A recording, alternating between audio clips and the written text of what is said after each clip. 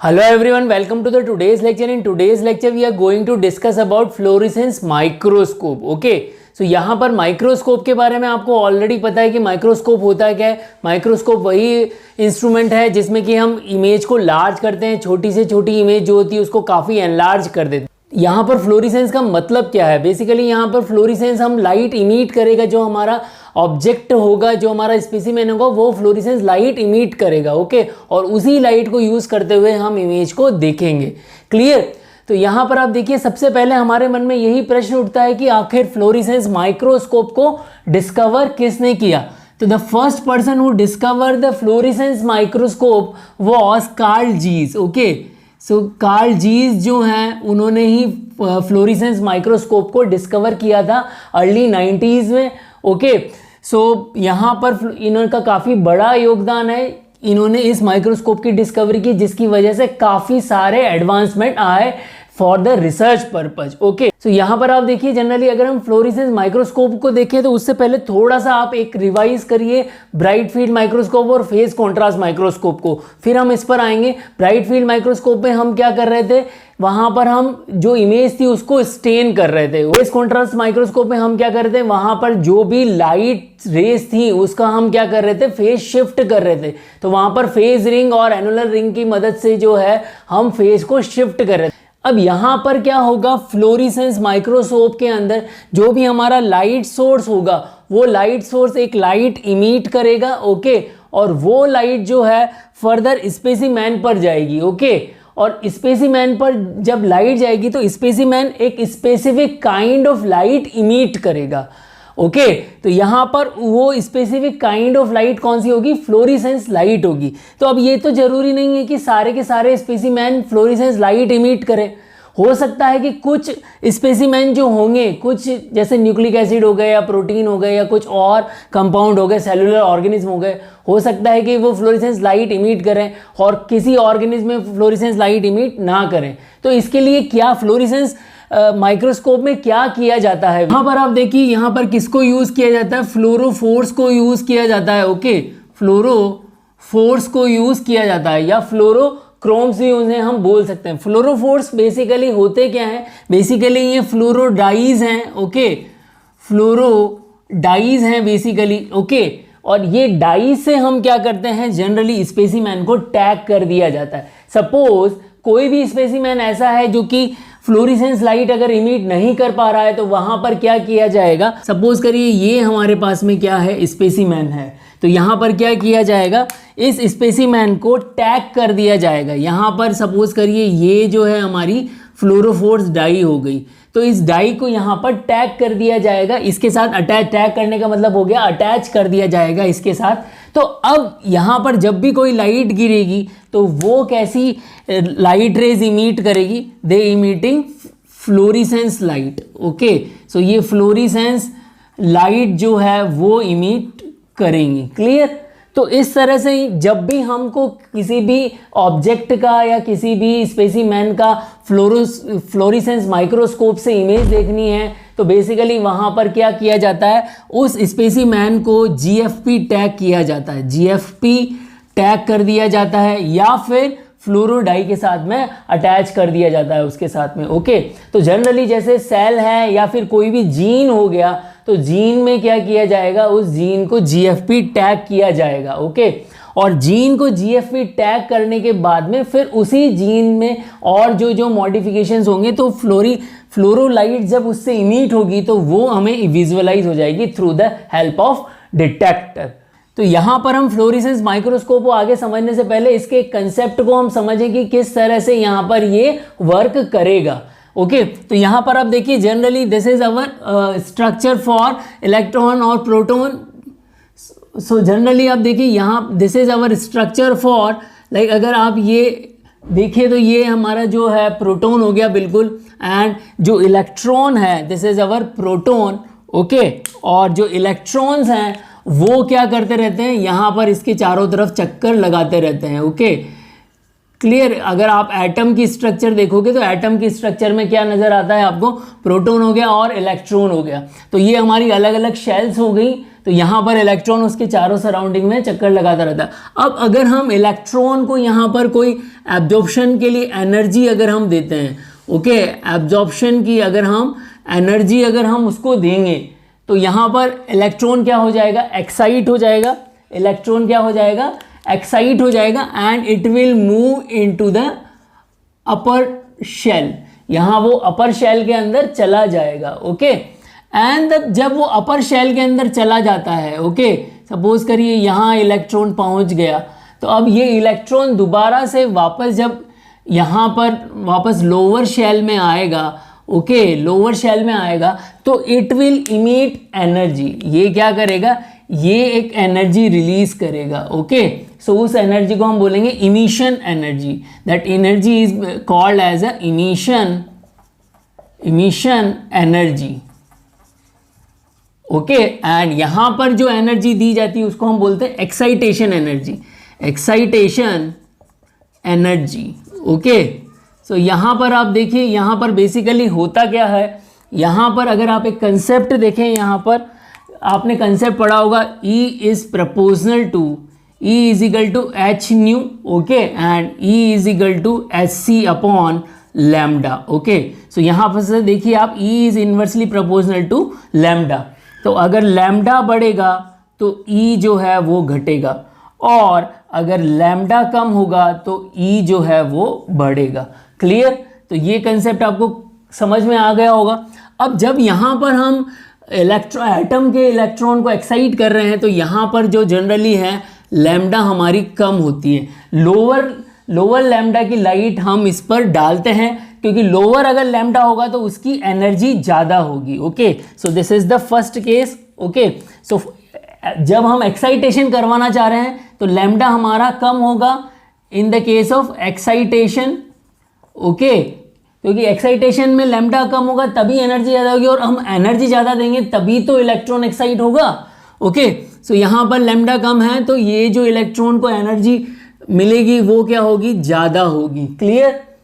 Then जब ये emission कर रहा है, इन दैट केस क्या होगा, जो इसकी जो एनर्जी रिलीज हो रही है वो क्या होगी, कम होगी, और इसका जो वेवलेंथ होगी वो क्या होगी, ज़्यादा होगी। क्लियर? तो यही कंसेप्ट हम फ्लोरोसेंस माइक्रोस्कोप के अंदर यूज़ करते हैं। तो इसी कंसेप्ट को एक साइंटिस्ट से George Stokes, okay, George Stokes एक साइंटिस्ट थे, ओके, उन जॉर्ज स्टोक्स ने यही कंसेप्ट दिया था। यहाँ पर आप देखिए उन्होंने एक ग्राफ दिया था, उन्होंने एक्सपेरिमेंट किया था, तो उन्होंने लैम्डा और इंटेंसिटी, लाइट इंटेंसिटी के बीच में ग्राफ दिया था। So this is about the absorption and this is about the emission, okay.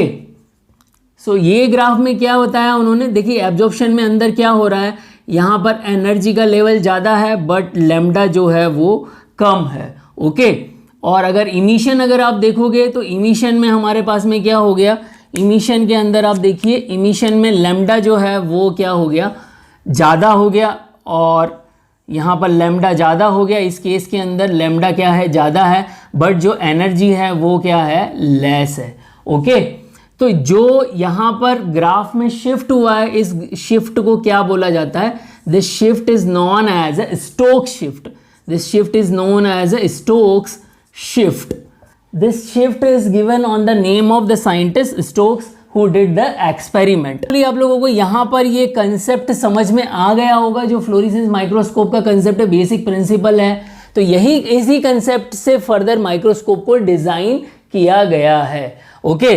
तो यहाँ पर आप देखिए जो फ्लोरेसेंस माइक्रोस्कोप है, यहाँ पर हम फ्लोरेसेंस डाइज को यूज़ कर रहे हैं। तो यहाँ पर बहुत तरह की डाइज मार्केट के अंदर आती है। यहाँ मैं आप लोगों को एक पावर पॉइंट में डाइज शो कर रहा हूँ। उन सभी डाइज में आप देखिएगा एब्जॉर्प्शन की एनर्जी कम, लैम्डा कम है, और जो एक्साइटेशन इमिशन का जो लैम्डा है वो ज़्यादा है, ओके। यहाँ पर आप देखिए जो फ्लोरेसेंस डाई हम यूज़ करते हैं, मार्केट में बहुत सारी डाइज आपको मिल जाएंगी, ओके।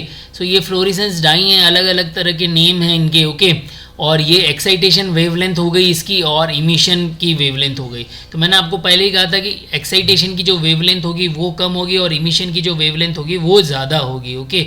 ये कंसेप्ट मैं आप लोगों को बता ही चुका हूँ। इसी तरह से आप देखिए ये भी और सारी डाइज हैं जो अलग अलग स्पेसिफिक सैंपल्स में यूज़ आती है, जैसे कि न्यूक्लिक एसिड हो गया तो उसमें डैपी को यूज़ किया जाता है, या फिर डीएनए हो गया और अदर प्रोटीन्स हो गए, तो उसमें अलग अलग तरह की डाइस को यूज़ किया जाता है। तो हर एक तरह की डाई के लिए स्पेसिफिक एक्साइटेशन वेवलेंथ होती है और इमिशन की वेवलेंथ होती है। तो according to the choice, according to the specimen, हमें स्पेसिफिक डाई को यूज़ करना पड़ता है। अब यहाँ पर आप स्ट्रक्चर देखिए, फ्लोरेसेंस माइक्रोस्कोप की स्ट्रक्चर कैसी होती है। ओके, तो इसका एक मैंने मॉडल बनाया, होपफुली वो मॉडल आप लोगों को समझाने में कुछ हेल्प करेगा। तो यहाँ पर आप देखिए, ये आपको मॉडल नजर आ रहा होगा, देखिए। ओके, सो सबसे पहले देखिए लाइट सोर्स, तो ये लाइट सोर्स मैंने बनाया। अब लाइट सोर्स किसका हो सकता है, यहाँ पर मरकरी लैंप हो सकता है, टंगस्टन हो सकता है, और जनरली आजकल लेजर लाइट यूज किया जा रहा है। ओके, लेजर लाइट आप यूज़ किए जा रहे हैं, इसीलिए मैंने लाइट जो रेड कलर की लाइट का आपको सोर्स दिया है। अब यहाँ पर रेड कलर से यहाँ से लाइट जो है माइक्रोस्कोप में क्या निकलेगी, फ्लोरेसेंस माइक्रोस्कोप से लाइट निकलेगी, and then further excitation filter दिया गया है। तो यहाँ पर further this is basically excitation filter, तो ये स्पेसिफिक वेवलेंथ को ही यहाँ से क्रॉस होने देगा।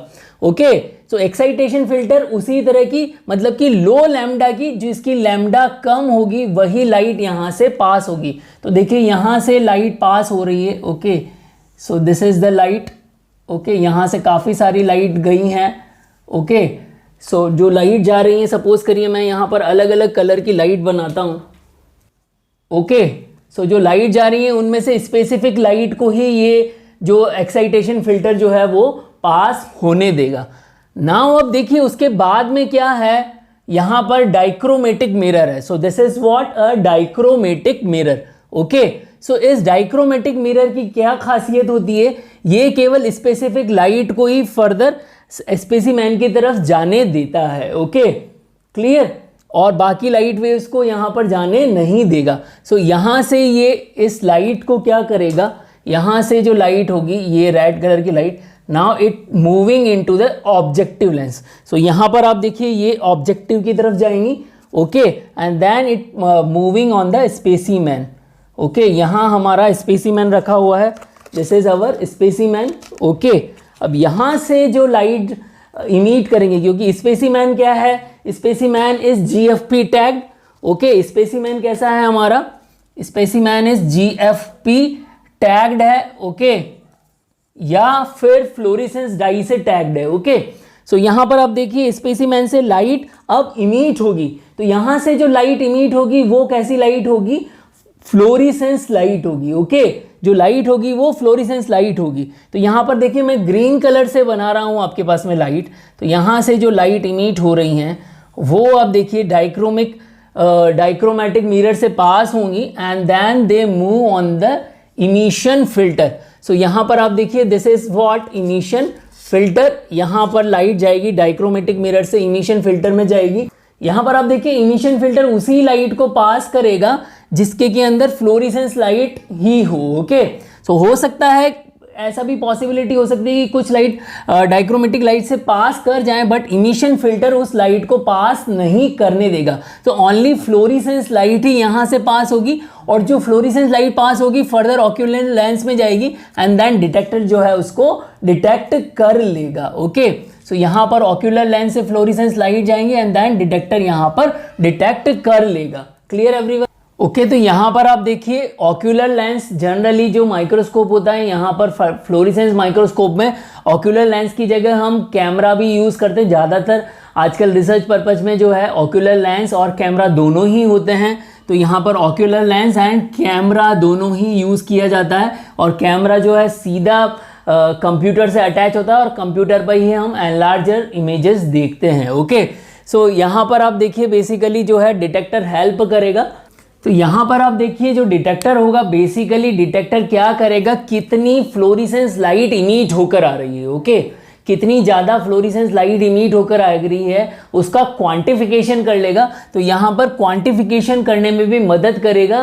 क्लियर, कि कितना प्रोटीन सिंथेसाइज हुआ है, मान लो किसी रिएक्शन में या सेल की लिविंग प्रोसेस के अंदर लाइव सेल इमेजिंग की जा रही है, तो उसमें अगर हम प्रोटीन्स को देखना चाह रहे हैं कि कौन कौन से प्रोटीन्स बने हैं स्पेसिफिक तरह के, तो वहाँ पर जितनी ज़्यादा इंटेंसिटी होगी फ्लोरिसेंस की उसको डिटेक्ट कर लिया जाएगा। तो क्वांटिटेटिव इमेजिंग करने में भी ये काम आएगा। तो यहाँ पर मैं आप लोगों से इसके एडवांटेज डिस्कस कर रहा हूँ, एडवांटेज और डिसएडवांटेज क्या है फ्लोरिसेंस माइक्रोस्कोप के।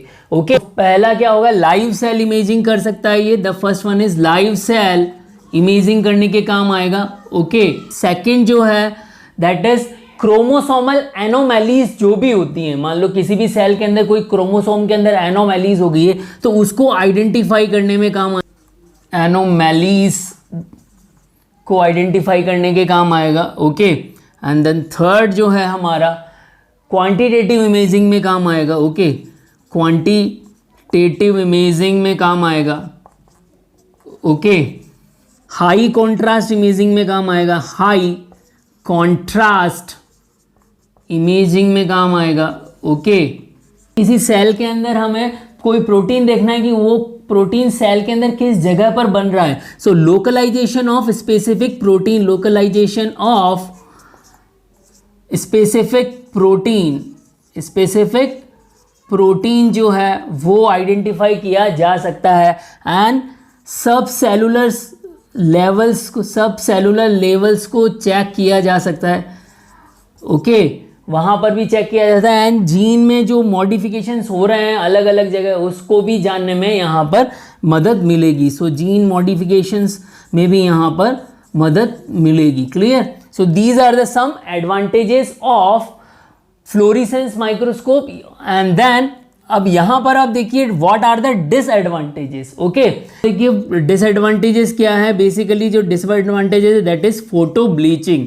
ओके, फोटो ब्लीचिंग क्या होता है, बेसिकली यहाँ पर जो एक ही सोर्स को हमने, यहाँ जो स्पेसिमेन है जिसको हमने टैग किया हुआ है, तो धीरे धीरे जब तक उसको जब हम उससे फ्लोरिसेंस लाइट इमिट हो रही है तो रेगुलरली अगर हम उसी को यूज़ करते जाते हैं तो धीरे धीरे उससे लाइट इमिट होना थोड़ा कम हो जाती है। ओके, तो इसको भी सॉल्व किया जाता है। इसको मैं आपको पावर पॉइंट प्रेजेंटेशन से यहाँ पर समझा रहा हूँ। Everyone, now just look about the photo bleaching in the fluorescence microscope. So look at the figures. This is the A figure, figure A, and look at the figure F.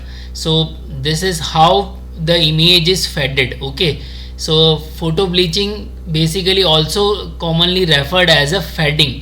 Okay, जैसे आप simple सा इसे समझिए कि जैसे शुरू में हम कपड़े धोते रहते हैं और उसके बाद कपड़े काफ़ी टाइम तक धोते रहेंगे तो उसका कलर क्या हो जाएगा, फेड हो जाएगा। इसी तरह से यहाँ पर फोटो ब्लीचिंग में जो डाई हम यूज़ कर रहे हैं, अगर वो डाई की इंटेंसिटी कम हो गई तो इमेज हमारी जो है वो फेड हो जाएगी। इसी को हम फोटो ब्लीचिंग बोलते हैं। तो देखिए इसको हम कम कैसे करेंगे। Okay, so how to reduce the photobleaching को कम कैसे करेंगे, तो जनरली यहाँ पर क्या किया जाता है, एंटी फैड एजेंट को यूज़ किया जाता है। Okay, anti fade agent use किया जाएगा और फोटो जो डाई होती है, फ्लोरोक्रोम होता है, उस पर लिमिटेड एक्सपोजर किया जाता है, लाइट का जो लिमिटेड एक्सपोजर किया जाता है। Okay, so this is the one method. Another method और क्या है, photo bleaching can be reduce by limiting the exposure time of fluorophores to illumination और by lowering the excitation energy. Okay, तो यहाँ पर जितनी देर तक के लिए लाइट फ्लोरोफोर्स पर डाली जाती है वो टाइम कम किया जा सकता है और एक्साइटेशन एनर्जी है उसको भी लोअर किया जा सकता है। ओके, एक तरीका ये है। और बाकी और क्या तरीका है, यहाँ पर देखिए, यहाँ पर फ्लोरोफोर्स और cell suspension can be deoxygenated. Okay, जो भी सॉल्यूशंस हम ले रहे हैं, सॉल्यूशन ऑफ फ्लोरोफोर्स और सेल सस्पेंशन ले रहे हैं, उनको डीऑक्सीजनेटेड किया जा सकता है। तो ये तीन तरीके हैं जिसको कि यूज़ किया जा सकता है। अब देखिए जो टिपिकल माइक्रोस्कोप होता है फ्लोरिसेंस, उसकी किस तरह की इमेज होती है। तो ये देखिए यहाँ पर जो ये सारा एरिया है वो लाइट सोर्स का हमारा एरिया हो जाएगा। Okay, tungsten halogen lamp house मैंने दिखाई दिया था आप लोगों को। उसके बाद आप देखिए लाइट इस तरह से जाएगी and field and aperture diaphragm इसको मिलते हैं। एंड देन यहाँ पर आप देखिए फिल्टर ऑप्टिकल ब्लॉक टॉरेट होता है। ओके, एंड देन यहाँ पर ऑब्जेक्टिव लेंस है, यूवी शील्ड आपको मिलेगी। एंड देन ये स्टेज है, स्टेज पर हम अपना स्पेसिमेन रखेंगे। उसके नीचे की तरफ कंडेंसर है और फील्ड लेंसेज है जो कि टिपिकल माइक्रोस्कोप में होते ही हैं। अब अगर आप इसका रे डायग्राम देखेंगे तो किस तरह से होता है, देखिए ये सोर्स लाइट जा रही है और उसके बाद में क्या हो रहा है, यहाँ पर जो है एक्साइटेशन फिल्टर है और उसके बाद में डाइक्रोमेटिक मिरर है। यहाँ से अपना लाइट ने अपना पाथ चेंज किया है और उसके बाद स्पेसिमेन पर जा रहा है और वापस रिफ्लेक्ट होके आ रहा है। एंड देन यहाँ पर जो हमारे पास में ब्लॉक टॉरेट फिल्टर्स होंगे, फिल्टर ब्लॉक्स होंगे, वो फिल्टर करेंगे एंड देन थ्रू इमिशंस के थ्रू हमारे पास में जो डिटेक्टर होगा उससे हमें फ्लोरेसेंस इमेज नज़र आएगी। ओके, यहाँ पर आप देखिए जो रे डायग्राम मैंने आप लोगों को बताया था वही यहाँ पर शो किया हुआ है। ये लाइट सोर्स हो गया, इससे देखिए ये जो कलर हो गए विबग्योर कलर हो गए, तो इससे एक्साइटेशन फिल्टर से केवल ब्लू कलर की लाइट ही पास हो रही है, ऑब्जेक्टिव लेंस पर जा रही है, स्पेसिमेन पर आ रही है, स्पेसिमेन ऑलरेडी फ्लोरेसेंस डाई से टैग्ड है और यहाँ से फ्लोरेसेंस लाइट वापस जा रही है डाइक्रोमेटिक मिरर से होते हुए एंड इमिशन फिल्टर से क्रॉस कर रही है एंड देन डिटेक्टर से डिटेक्ट हो रही है। ओके, होपफुली यहाँ पर जो भी मैंने आप लोगों को यहाँ पर फ्लोरेसेंस माइक्रोस्कोप के प्रिंसिपल और स्ट्रक्चर समझाइए थ्रू मॉडल आप लोगों को समझ में आया होगा। यहाँ पर मैंने आप लोगों के साथ में MCQ डिस्कस किए हुए हैं, उन MCQ का आप आंसर कमेंट बॉक्स में लिखें। Now it's time for question round. Question number 1, who discover fluorescence microscope? A Robert Koch, B Carl Zeiss, C Fritz Zernike and D Ernst Ruska. Question number 2, source of light in fluorescence microscope is A. mercury lamp, B. tungsten lamp, C. laser light and D. all of these. Question number 3, true statement about excitation filters of fluorescence microscope is A.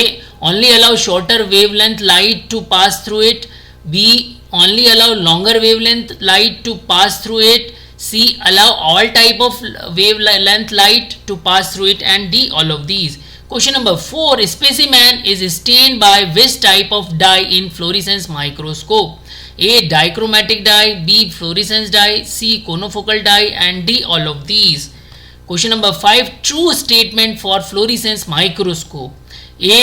it can be useful in quantitative imaging, B. it can be useful for immunofluorescence, C. photo bleaching is a big problem in it and D. all of these. यहाँ पर मैं आप लोगों से कहना चाहूँगा कि जिसको भी ये चीज़ जो भी चीज़ मैं आप लोगों को यहाँ पर लेक्चर के थ्रू समझा रहा हूँ, अगर आपको पसंद आता है तो आप चैनल को सब्सक्राइब कर सकते हैं। यहाँ पर सब्सक्राइब करने के लिए कोई बाध्यता नहीं है। ओके, और जिसको पसंद आता है वो आगे भी इसको शेयर कर सकता है। ओके।